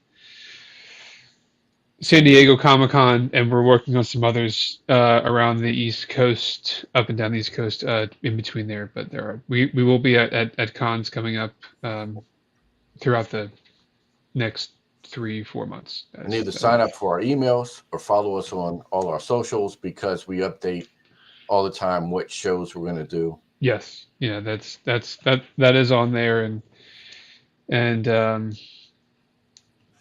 yeah, it's a good way. We are accepting consignments at all of those conventions, are we not? That is correct. I'm making sure that there is a way for us to take consignments home at all of these conventions. And I As assume opposed- signing up for your mailing list is easy off the homepage. Yes, it is. Yeah. Yes, it is. Yep. And that homepage may eventually, sooner than later, be changing. So that is a Yes, hint. the Hint. website revamp is coming at some point. It is. I can say it's closer than it ever has been before. So I'll It's say taking that. as long as it's taking Kelly to get that. No, that took longer. That took longer, believe it or not. But websites, if anyone wants to know or wants to talk about how complicated it is to write from scratch, rewrite an auction house website, it is extremely complicated. But we are so happy when this is going to be up. It'll be anyway. So new website coming. And On it's the not so much way. the what the outside world sees. The aesthetic part is easy. It's the auction language program that needs to be converted and compatible and so on and so forth. So, And we want to make sure that every bid is placed properly and legally, and without any issue for any of our customers, consigners of any way. So that takes a lot of crossing of T's and dotting of I's. and testing. And testing. Right. This I get it. Trust me, I've been talking about a CAF update to be mobile friendly for the last 5 or 6 years. I just can't get to it. I mean, I don't have the money to hire somebody, and I just can't do it myself because I'm too busy. So right. you want to get it done, but it's a big commitment in time. And these days, I mean, I could be wrong the way I'm going to word this, but these days you build a mobile site that works for a desktop is the way I would think of it. No, that's the way the development is. You build for the least common denominator. Yep. Yes, you build for the mobile, and it also happens to work on a computer. Exactly. And it's an art, especially on sites that have to display a lot of data. It's especially like your site or my site where you have images and a lot of content. It's just not easy. It really different ways to bid. You make the bidding as easy as possible. You don't want people, people can turn off something for the smallest reasons. We want to give them least amount of reasons to not use our website. So we have, if people have said it to us, we hear you. We are making changes. But this is Transformers packaging art that I think is fantastic. We have an amazing Transformers section in this auction. These two pieces of art are part of it. If you're into action figures or Transformers of any kind, please take a look. But we have two pieces of art. For one is box art, and you'll have to remind me of which one we're looking at here. Well, this is the Action Masters one. The other one's the G2. Yeah. Okay. Yeah, these are both just. This one is signed. The other one is attributed to. We're pretty sure it is, but this one is signed. So they're fantastic. He is the kingpin of the original Transformers artist, and I just think that his style is fantastic. I think this is just great. It's just great art. And would we all agree this is an airbrush style? What we Yeah, so I was curious too. What was it done in, and what was the size? So it's on 10 by 15 board, and it does mention mixed media airbrush. Yeah. Jeffrey was a G1 Generation 1 early production artist, in-house artist for Transformers. So pieces by him do not come up often. When they do, you should really need to pay The attention. Transformers toy art period doesn't come up. Yeah, I was Correct. can't find it. Yeah. Let alone, early in the 80s and by the man who helped create the original character box art. Yeah. Yeah. Very cool. Yeah, these are both very cool. And like you said, crossover into the toy market too. And speaking of which, and speaking of which, yeah. getting into some things that are not art, if you are into any of vintage toys, vintage action figures from the 1970s and 80s, this gets into the 1980s.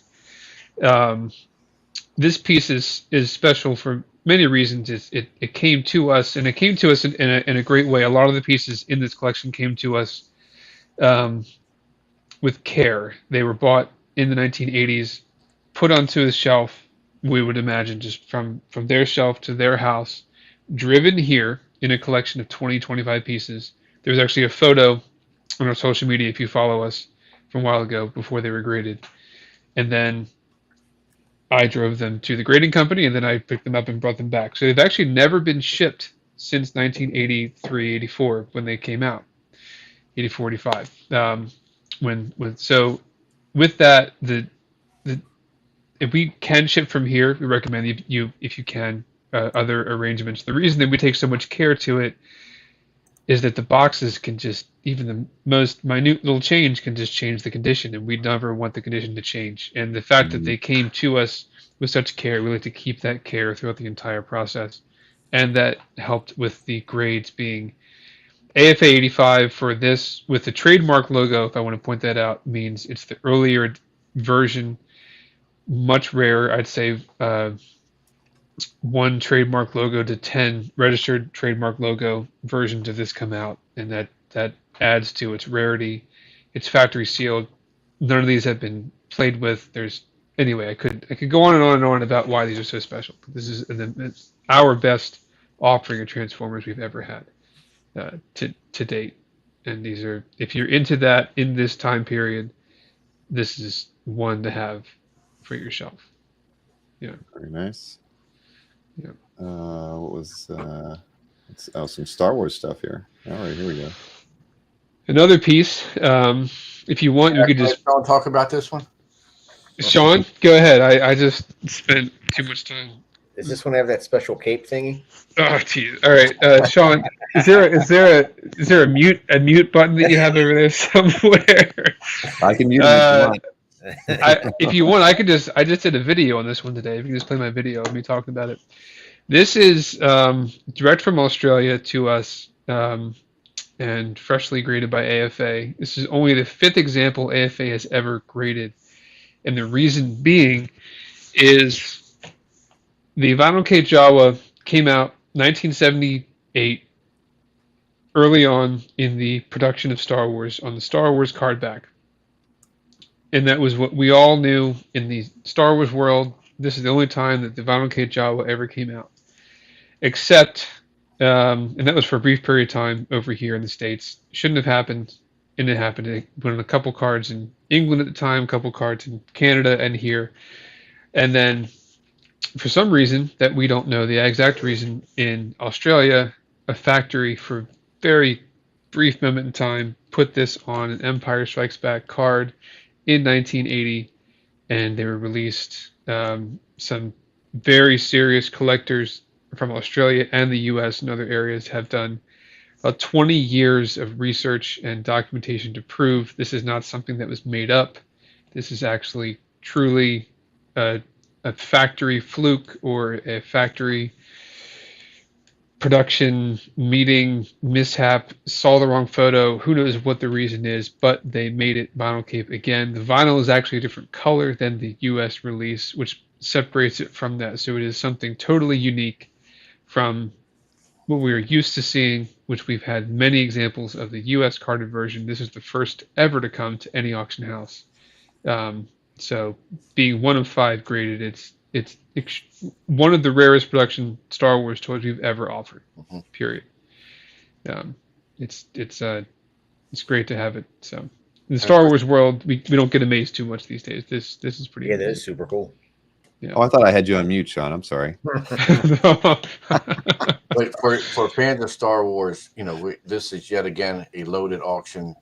Yes. 200-300 items of test shots and prototypes and highest graded, and all the various films and TV shows and cartoons and movie posters, and so it's an extensive section. It's become one of our calling cards, Star Wars in general, and this auction is as loaded as any, probably, Kelly. Yeah, it absolutely is, and it comes from many consigners, many things we've never had before, including this, with one-of-a-kind proof cards to early on production, pre-production prototypes, like you said. And speaking of the world's largest AFA graded thing ever, this is that. This is I had to move that. This is big. There's no other way to put it. This is just massive. If you like G.I. Joe, you saw this. If you were in the stores in the 80s and you were with your parents, you wanted this. Chances are you didn't get it, but your friend down the street got it, and you didn't ever want to talk to him again. So it's just a massive. I mean, the grade is a little bit lower, but it's still factory sealed, which is very difficult to come by. So this is just the centerpiece to a G.I. Joe collection. And right, spoiled kids. Thanks, Marcus. There were toys like this from my generation that I didn't get, and I know how it felt when you learned that someone else got it, and it was my kid cousin, right Alfredo, like someone always knows someone else who got this toy, but it wasn't them. If you did get it and you're out there, I'm glad you got it. You made it. It was massive. You could put it in your swimming pool and probably let your dog ride around on it. But it was just a huge. It's here. It is again. If anyone wants this, please contact us. We will work out shipping, delivery, pickup, whatever it takes. But it is not going to be easy to get there. But we will figure it out. There's actually a group, Kelly, right, of people who count every year as it goes on that they didn't get it then and they still don't have it. I mean, it's right. Oh yeah. There's a support group in every. Yeah, everyone wanted it, but few got it because it was extremely expensive compared to everything else in that line. It's the largest action figure piece. I mean, of the era. I mean, today they may have made something larger just to say they have. Yeah, but of the actual era, there was nothing. There's nothing larger than this. This is it, and it's just that image in the front is just mind blowing. So yeah, it's bigger than Lego Death Star. It's fantastic. It's massive. It's G.I. Joe. It's awesome. It's just awesome. Yeah, see, G.I. Joe and Transformers was really like after my kid period, right? I'm 55, so I think I was probably a teenager when these things started coming out, and so it just didn't interest me as much. But I had a Guns of Navarone, Army Men playset that I played the hell out of that thing. But it's nowhere near the size of this thing. So this thing is massive. It is large. It is cool. Yeah. That it would be good if somebody was local, right? So they could just drive over and pick it up. Well, we'll work it out. Just contact us. We'll work it out. And these, speaking of first time you've ever had. I think this is the first we've ever had these. Alex, the elephant of memory, would know. Have you ever had these at auction? I don't think so. I mean, we had some Remco other series from that famous action figure collection we took in decades ago that used to be on the third floor, if you remember. Those yeah. I don't think that these were in any of these. Yeah. So these are. I threw this out there. You can talk about it. I just want to say I threw this in here just because of Conan fans, comic fans. Oh yeah, those that didn't realize this even existed. Yeah, I mean there were people in this building that knew of them, and we've seen pretty much every action figure line that you can imagine. But these actually came locally through a mutual friend of ours who every once in a while stumbles upon things like this, and he found them. And at first glance, I saw them, I dismissed them just because.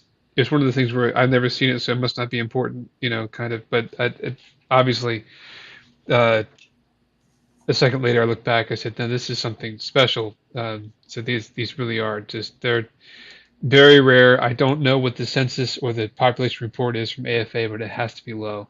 So that if you're a Conan fan, there's a chance you did not even see these on the shelves when you were a kid. Well, or they were on the shelves at the same time as He-Man, which they were sort of modeled after, and everyone went with He-Man, other than getting this scary red guy. I don't remember the Conan line. I remember the Warlord, but not Conan. See, is anyone anyone watching actually remembers seeing these on the shelf? I would like to know if anyone out there actually remembers these. Yeah, not at all. It's just I mean, how many other Conan toys were there? Anyone? I mean, this is probably it. Not counting the stick in the backyard that I beat my brother with. I mean, if you want to trademark that, sure, you can. We can talk about it. No, this would definitely, if you're into Conan in any way, these would definitely be for you. These are cool. Yeah. Migo Conan, thank you, Rick. That is true. I forgot about that. Yeah, that is true. Yep. Migo Conan, not much else. Just hair. Not much else. Got a style. Oh wait, I see Captain America again. When? and a vintage 90 Stan Lee signature here. This must be, and this got to go to your collection there, Mr. Sean, right? Wouldn't that? This is actually. Bored. You're bored. Really cool. Sean's bored. We took in a massive autograph collection. I mean, covering everything from Orville Wright to Stan Lee, as you can see here. And the person had multiple cards signed by Stan Lee. A handful of them are from this vintage 1966 classic non-sports set. And we had a Thor in our last online auction that brought somewhere in the neighborhood of 800, well above estimate. And you may say that's a lot for a Stan Lee signed card, but not of a vintage 1966 card. Right. I mean, this was not something that a lot of people had signed versus newer comics and so on and so forth. So, and this one is great. Signed on the front, dated, and then adding Excelsior on the back. So a special piece for Stan Lee collectors. I would add one thing to your comment, Marcus. Vintage Stan Lee signatures are rare. Modern Stan Lee signatures might not be so rare. They're desirable, but I love vintage ballpoint pen. Like a nice. Stan Lee signed a lot, and as he got up in age, the signature became less distinct. So it was more like stem and stem. Yeah, no, this is nice. And we agree with you there. Yeah, probably 95% of the audience agrees with you too. Yes. I like a good Bruce Lee, but Stan Lee. Yeah, okay. Too. But I if you're gonna say which is better, yes, more prolific. Let's see. What is this here? This is my last tab, but I know you guys wanted to search on one thing after we look at this too, so I don't want to forget that. And I'm gonna let Alex go gushy over this. This is a fantastic piece, and rightfully so. I mean, this is a very rare and special Superman item. Okay, so we talked earlier about crossover, and there's some people that just collect art and that's it, or they just collect art of one character. Collecting is all about what you want and how selective you want to be.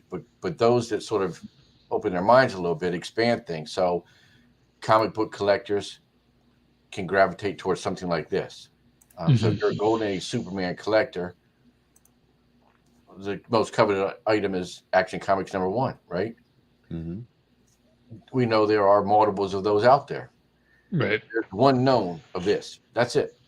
And the first we've ever seen in our 56 years of offering vintage Superman. That is saying something for Superman items, especially after the Franco collection and prior to that and since then, for us to never have seen anything of Superman at this point. And we do a great vetting process when we do this. Again, we put a lot of work into research and description and so forth. And there are some collectors and some historians that we reach out to, and we did that in this case, and they hadn't seen it. So all of them are named Sean Rutan. Yeah. So for all intents and purposes, this is the only one in existence and the only one that may Yes. ever turn up. What's important is this predates anything that DC did, both as a merchandise card or as a promotional card. This is by McClure. This is who did the Superman, published the Superman Daily Strip. Yeah. So, and while you see a 1940 date on there, that the person added that this came out in 1939. So this is early, historic. It also comes with a letter that was sent to another cartoonist of lesser prominence, but worked for McClure and did a strip for them, and this was sent to him. So, again, if you're looking for a unique piece, this is it.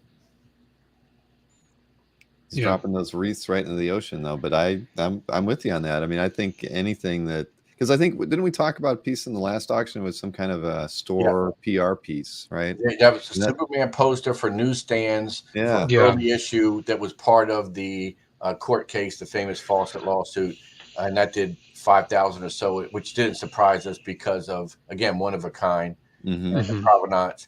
But that was, unfortunately, only showed a portion of the cover, basically the title, no Superman image.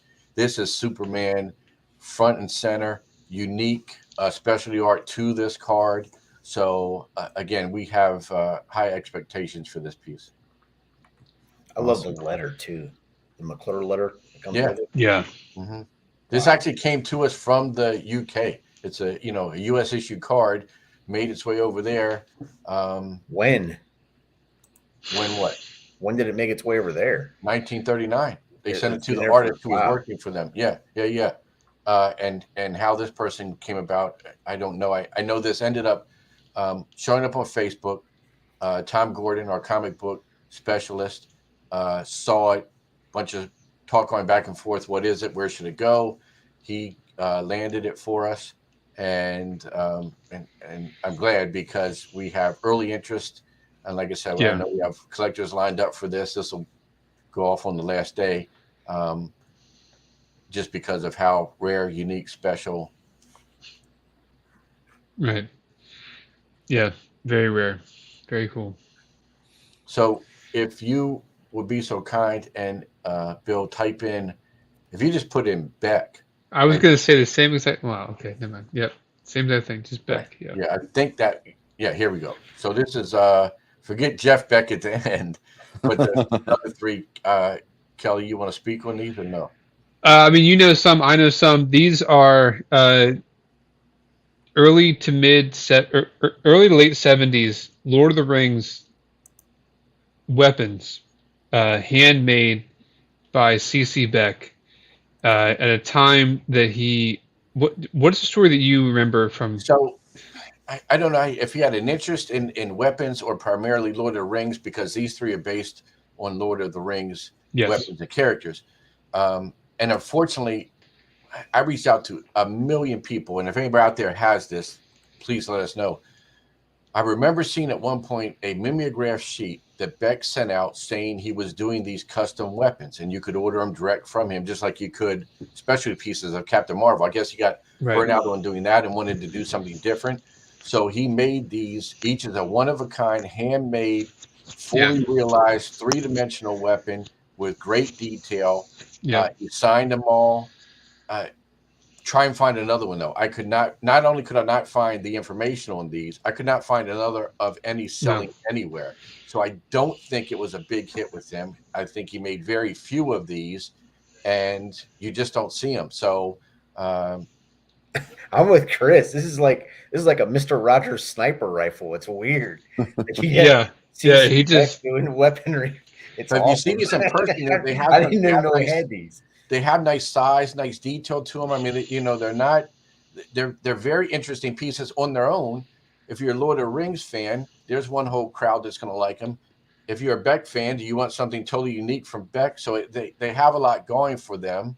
We have here's one.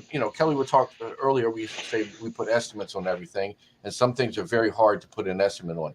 This was impossible to put an estimate on. We did, but we really have no idea because there's no track record at all. Right. Wow. Yeah. When I was looking at the Sting, I knew it was, or I had an idea it was that sword, and then I opened it again. I think the third time I had it in my hands, it actually said Sting on it. I got excited because this is actually this. It wasn't like he was close to being that sword. Actually, he put the word Sting on the sword itself. This is the orc sword here, which is I think is great, and the axe, which has to be Gimli's axe. All of these were made obviously well before the movies, so they're not going to look like what you've seen in the movies or what's designed for that. This was based off of the book at that point, and just off of his own mind. Yeah, it says Sting right there.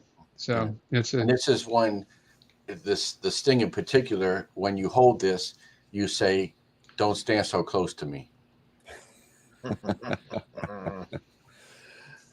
Are they metal or wood? It looks like they're balsa wood. Yeah, I believe they're very lightweight, lightweight balsa wood. It's So crazy. You would not know that looking at them that's what it is. That's Yeah. great paintwork. right. No, I mean I was really thinking that that they had to have been like hammered metal or something. But so he painted on these Yeah. like the green. yeah. Okay, so that's It's how great. he's He took this as a real passion job. Yeah, Like I think he it was just a lot of time and effort and detail. I mean, this was something that you can see he really enjoyed doing. I don't know Yeah. how many other people enjoyed it because I don't know how many of these were actually ordered. But again, I know I saw this, and I believe it was from, if people remember the name, Charlie Roberts' collection, and he had an extensive archive, all types of documentation. There was a sheet that mentioned that he was doing these and what could be ordered, or you could customize it. And again, anybody has it out there, I would love to have a copy of that. yeah. Yeah, very rare. First this was one of the most difficult things to research because you just kept hitting dead ends of nothing. Yeah. Just nothing. Speaking of that, well, we had these for 6-8 months, I think, at least, and we kept putting off, hoping it. Yeah, it wasn't 9 years, but it was 6 No, months. it wasn't 9 years. Yeah. Right. Yes, but we wanted to wait. We wanted to see if we could unearth something, and then we realized we weren't. So, I mean, did we reach out to the Library of Congress about this? I don't remember if we did or not. Well, it's a contact of theirs, yeah. Yeah. So we've, as much as we could find out. So now they're out there in the world. So go ahead and place some bids, and they can be yours to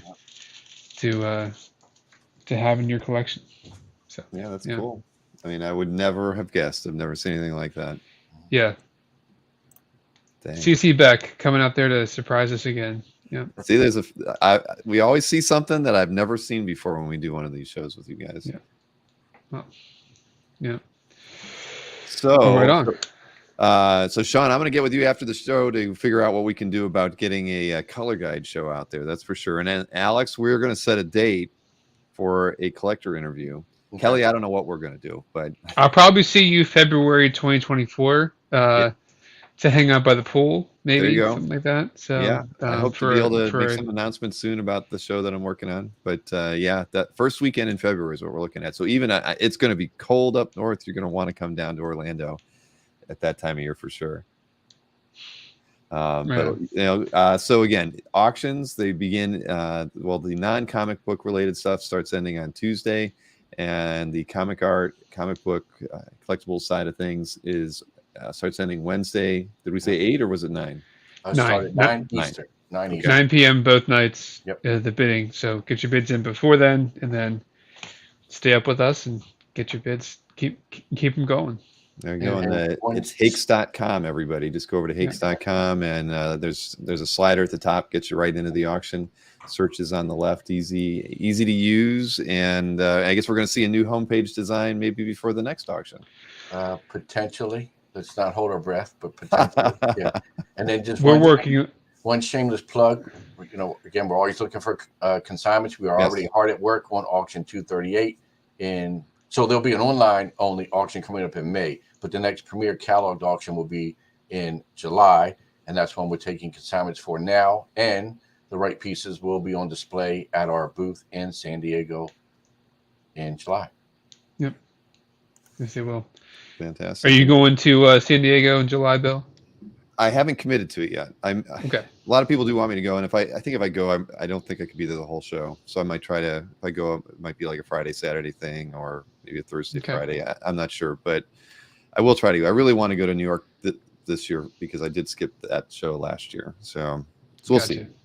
Cool. I'm going to be at Heroes though. Do you guys go to Heroes? Okay. I don't recall. I know you go to Baltimore. We're working on the possibility of that. It's a scheduling conflict, but we're working on it now to see if we can. Well, if you go, we always have a get together on Thursday before the show starts. On Friday, Thursday evening. Look at Knights of Old. He had a question. Oh, cash advances. Sorry. The answer is yes. Yes, that is an option. Yes, absolutely. 100%. Yes. Any consignment questions, contact Kelly, contact Sean. They will help you out. Yes. Yeah, and every PR piece we send out, it's got Kelly and Sean's email in those pieces. So, and I'm sure we'll be sending out a few in this last week at the auctions too. I'm sure I'll have one out before the end of the week, and then another one as a reminder before the auction on Wednesday. So yeah, both their contact information will be in there. And obviously, it's not just art, guys. I mean, you can approach them with pretty much any collectible, and Hake's probably has an expert in that area that they can refer you to kind of help you decide whether or not you want to consign with them. So yeah, just don't just focus on the comic art. Lots of us have many other collectibles around us, and some of it gathering dust. So when it gets to that point, that's might be the time to start thinking about maybe cashing out and putting something else in that space. Right? Even if you're a Captain America collector, we'll still talk to you. Even if you collect VHS tapes. Ooh, come on now. Zing. They're so nice and so pretty. Stanley Munsell, has any of the hosts added to their collections? What do you mean on CAF? I'm not sure what you mean there, Stanley. But yeah, so yeah, we'll be in touch. We'll have some of these guys on the show in the next few months. I guarantee it. And right on. Yeah. And but other than that, yeah, we'll look for the auction to end next Wednesday. And guys, it's always fun. I look forward to these. To me, it's great to have a group to talk about it. Everybody's kind of got their area of experience, and it just makes for an interesting conversation. Especially when we talk about stuff that is even outside of comic art. I enjoy seeing it. That GI Joe thing, I don't think I've ever seen that before. And that's massive. It seems like it could be like you say, a flotation device in the pool. Oh yeah, it will float. You put it together, it's massive. And it will float. 6 feet long, I think, once it's finally built. So, yeah, if you can. I thought it was 7 feet. So is it 7 feet? Yeah, it's massive. It The thing is insanely. Just go them for making it. It's a massive brick. I'll put money on 7 because I hear my mom like, "You're not getting a 7-foot toy in the living room, Sean." We can't fit it. Never got one. Can't even get it in the station wagon, Sean. Forget it. Fine, Mom. Fine. Yeah. All right, everybody. Well, listen, thank you as always for tuning in. And remember, you have any questions for these guys, go over to hakes.com and ping them through there. And, best of luck on the auction next week. I'm sure it's going to do really well. And right on. we'll see everybody again soon.